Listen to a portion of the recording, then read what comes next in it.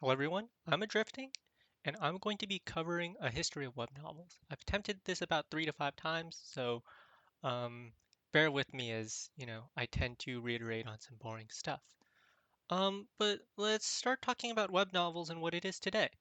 Web novels is a lot of translated content from Asia. Chinese, Japanese, Korean, those are generally the main languages. Most of the popular ones are romance, but you'll see a lot of main characters, kind of video game like. Very into face slapping genres. There's a lot of different genres within gaming and system and whatnot. But really, it's just a form of entertainment where chapters are published daily, right? Kind of like a TV series, except you only get like one page a day.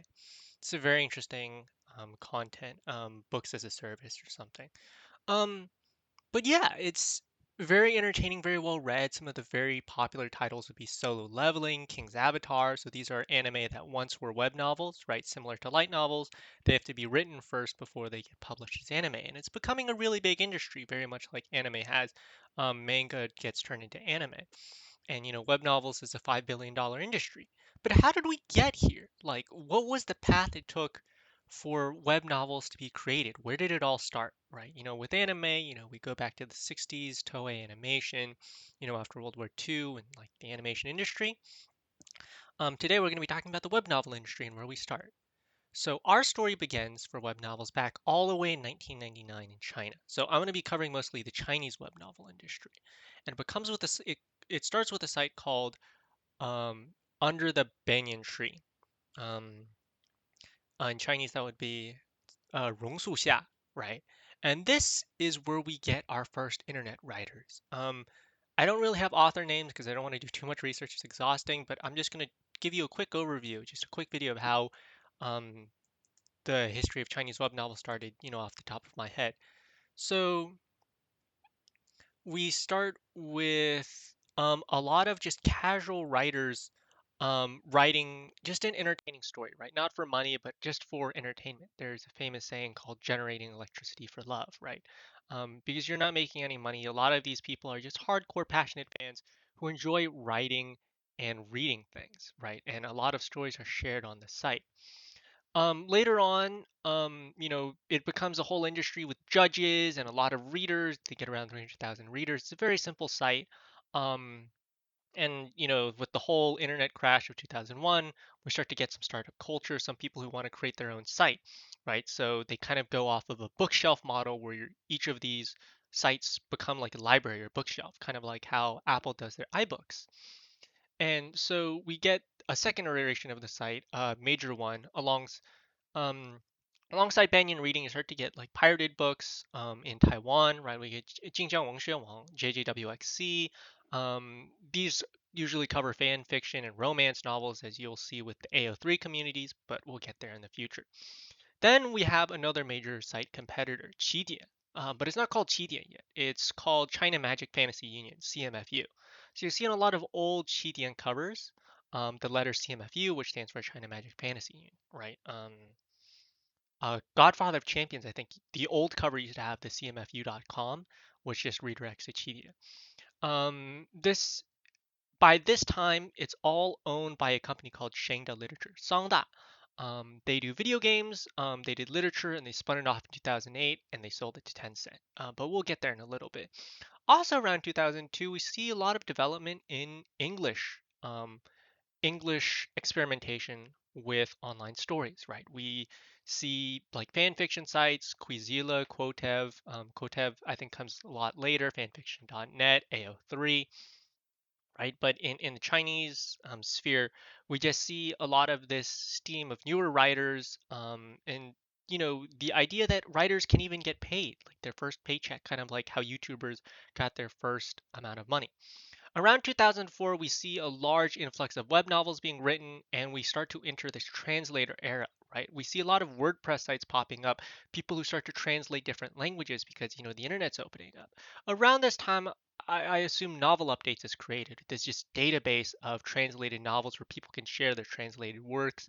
And again, this is a very passionate industry, just like you have anime dubbers. Around 2004, we see Wuxia World being created. I think it's created a little bit earlier, but we'll go around then by a Hong Kong or Taiwanese translator who loves web novels. We see a lot of novel articles there. Wuxia, being martial arts web novels, which has various genres, wuxia, xianxia.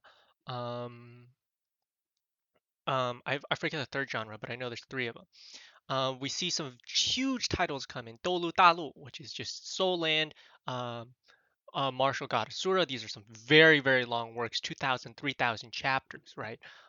We see something like Skyfire Avenue. I think that's 1,000 chapters. ROSSG, Return of the Strongest Sword God, that's around 2000. The Human Emperor, which goes upwards of 2000, and I still think it's being published. 2008, we really see an explosion of AO3, Wattpad, Quizilla, so this is the fan fiction romance. We see stuff like 50 Shades of Grey, Twilight. These books are being popped out and published. J.K. Rowling, has her famous book series, Hogwarts, Harry Potter, and just a lot of books are being written, but this is really the end of children's and young adult literature, where we see it go underground for anime and TV and cartoons, and even then, this whole entertainment industry just dies down in to other industries such as gaming, right? So at this time, web novels is slowly sitting in the background in 2011 with English web fictions. Some of the huge titles such as Worm or the superhero genre is invented and dies very quickly within 3 to 5 years. There's still a lot of titles, but superheroes isn't as big a deal. Royal Road comes out, right? Their banner art, their background art is around this time. And Royal Road is this huge English web fiction site where a lot of hardcore fantasy is written. I mean, you still have Doug and Reddit publishing science fiction short stories. What was it? The SCP Foundation, but Royal Road is one of the first sites like that, like people start to publish on Amazon. Around 2012, going back to the Chinese industry, we see a lot of interesting acquisitions by Tencent, right? I said 2008 was around when Tencent acquired Shangda Literature. They bought that whole division. They start to buy movie studios, right? There's this whole consolidation of the Chinese market. It's still very much the Wild West, but you'll also see a lot of other Korean sites pop up, Naver and Kakao, with Munpia being one of their major publishers, sort of like the Japanese Yen Press, are a large publisher of manga short stories. Munpia, KW Books, Reedy Books, Naver, Webtoons. These are a lot of IP content generation, right? User generated content, UGC, where they start to create a lot of these short stories and webtoons and anime sort of stuff. Around 2014, Amazon tries to go into self-publishing. They don't really succeed. I talk about how terrible their site was. We see Scholastic spin up their own thing. Epic Reads, a lot of book fair stuff, a lot of smaller sites. They come and go, but there's not a lot of money just because 2008 there's not a lot of money for venture capital and a lot of tech is focused in other things. um, Around 2016 we see an English site of web novel come up, Chidian, Web Novel International, which is the Chidian's English version, right?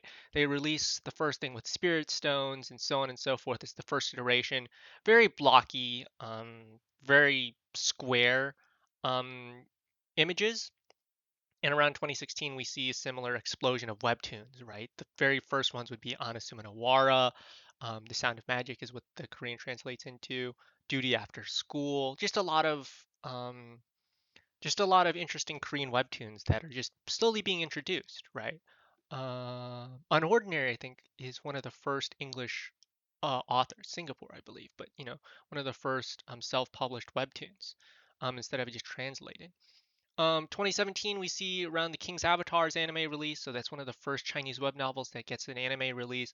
Soul Land Dolo gets released, but it's like some weird 3D CGI and it's not very good.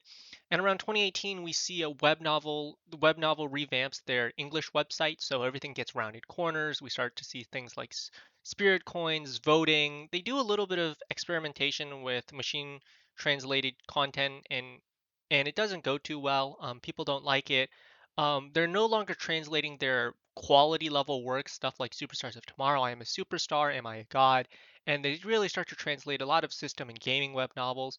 It's kind of these would be considered YY xiao. So why I remember the term. It's just search up YY and then xiao XIAO SHUO. Xiao suo means small talk because it's kind of YY just stands for mind masturbation because these are just mindless stories as you do with harem, and you'll get into the genre. But yeah, a lot of just trashy, low level web novels. I mean, they're still good web novels, but it's just not fun to read, at least for me, because I don't know, just different. I mean, I read Rebirth of the Strongest, Return of the Strongest Sword God. You know, on Wuxia World, I read stuff like Return of the Thief Who Roamed the World, and they're not amazing, but like the quality keeps getting downhill. You can't read the same thing over and over again. You want to read stuff like The Human Emperor, Extraordinary Genius. Those ones are kind of really off. Pretty, they get bad. They don't age well. But stuff like Isaac and The Great Storyteller, those are awesome stories. Godfather of Champions, so long it's hard to reread. Superstars of Tomorrow is interesting. A lot of interesting stories that um, you really want to find those amazing works, and they just aren't getting translated, sadly, because of the amount of effort and time, right? Things like Tomorrow Hasn't Arrived or Earth Era, amazing stories that just don't get translated because one, they're super hard to translate, and the amount of effort required is just really high. Around 2019, we see a lot of international involvement by web novel. They start to throw money at places. In Philippines and Singapore and the UK, they throw 1 million pesos writer reward. They go to Singapore and they really try to spread out their international presence. We start to see a lot of international acquisitions as well by Naver and Kakao. Kakao uh, what did they buy? So Chidia in 2017 bought out Gravity Tales. Their first translation, in-house translations. They just bought it for the translators, right, in AccuHire, so that they can really ramp up the speed of their translations. In 2020, I believe, Kakao bought Wattpad and Naver bought Wuxia World. I think that's how the order goes.